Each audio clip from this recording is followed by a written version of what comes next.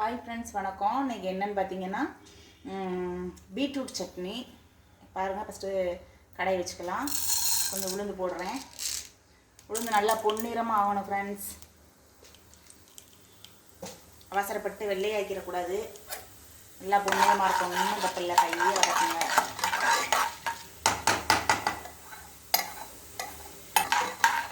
லைட்டாக பொன்னிறமாக ஆகிற மாதிரி தெரிஞ்சதுன்னா ஒரு 5 வரமிளகாயை போட்டுக்குங்க. எனக்கு காரம் ரொம்ப பிடிக்கும். காரமாக இருந்தாலும் எங்கள் வீட்டிலையும் இறங்கும். அதில் ஒரு சின்ன வெங்காயமாக ஒரு 2 போட்டிருக்கேன்.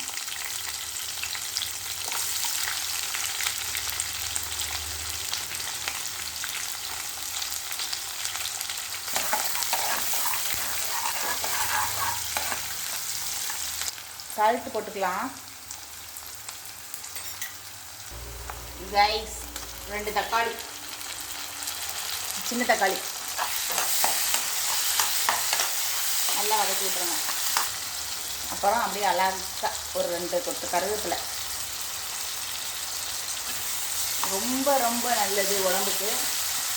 கருவேப்பிலை விட்டே வைக்காதீங்க, சேர்த்துக்கிட்டே இருங்க. உடம்புக்கு அவ்வளோ நல்லது. சைனாக்காரவங்களாம் பார்த்தா அந்த வெள்ளை கருவேப்பிலையை நல்லா வறுக்க வேணாம், வெயில காய போட்டுருவாங்கன்னு நம்ம தெரியல. அதை ஒரு அப்பளம் மாதிரி செஞ்சு அதை சைனாக்காரங்க சாப்பிட்டுக்கிட்டு இருக்காங்க. ஏன்னா இயற்கையாக கிடைக்காம, நம்ம இயற்கையாக கிடைக்கும் போது நம்ம யூஸ் பண்ணிக்கணும்.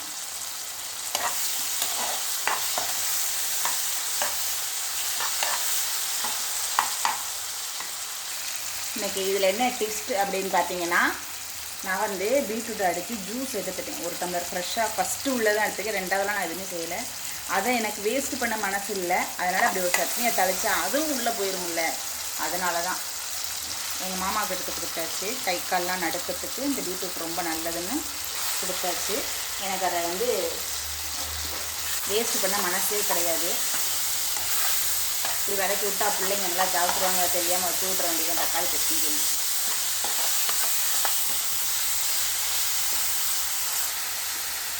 பாருங்கள் கைஸ், எவ்வளோ அழகாக இருக்குன்னு.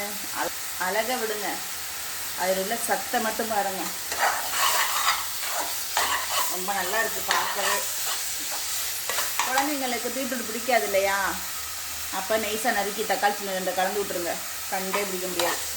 நல்ல கலர்ஃபுல்லாக இருக்கே அப்படி சொல்லுங்க, ஓடிடும். சரி கைஸ், அவ்வளோதான். இதை நம்ம அரைச்சிட்டு பார்ப்போம்.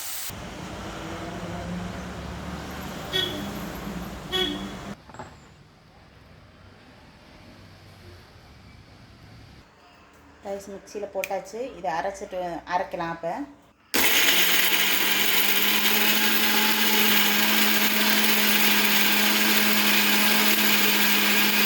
நம்ம அரைச்சிட்டு வந்தாச்சு. ஒரு கிண்ணத்தில் மாற்றிட்டு நம்ம தாளிச்சு விட்டுறலாம். வச்சுக்கலாம். கொஞ்சம் எண்ணெய் விட்டுக்கலாம்.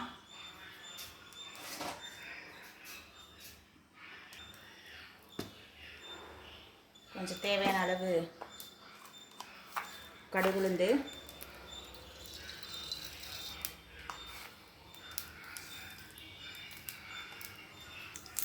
ரைஸ், கொஞ்சம் பெருங்காயம்.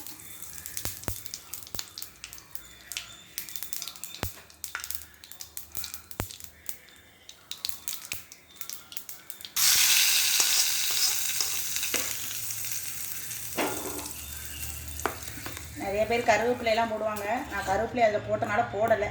போட்டால் கொஞ்சம் நல்லா லுக்காக இருந்திருக்கும். பட்டு அது எதுக்கு வேஸ்ட்டு பண்ணேன், எடுத்து கீழே ஓட்டுருங்க.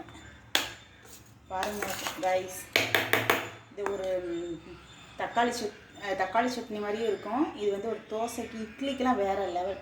ஏன் சுடு சோத்தில் கூட போட்டு சாப்பிட்லாம், ஒன்றும் பிரச்சனை இல்லை. உடம்புக்கு ரொம்ப நல்லது. இந்த மாதிரி நீங்கள் அரைச்சி உங்கள் வீட்டில் நீங்கள் குழந்தைங்களுக்கு கண்டிப்பாக கொடுத்தே ஆகணும். ஏன்னா உடம்புக்கு அதான் சத்து. நான் ஜூஸ் எடுத்தனால இதை நான் வேஸ்ட்டாக போகுதுன்னு நான் எடுத்துக்கிட்டேன். ஆனால் நீங்கள் அப்படி செய்யாதீங்க. முடிச்சா கூட வெட்டி போட்டுக்குங்க, ஒன்றும் பிரச்சனை இல்லை. இல்லை ஜூஸ் கொடுக்குறதுனால குழந்தைகளுக்கு ஒரு டானிக் மாதிரி 2 ஊற்றி விட்டு வாயில் இதை அடித்து குடிச்சிடுங்க, வேறு ஒன்றும் பிரச்சனை இல்லை.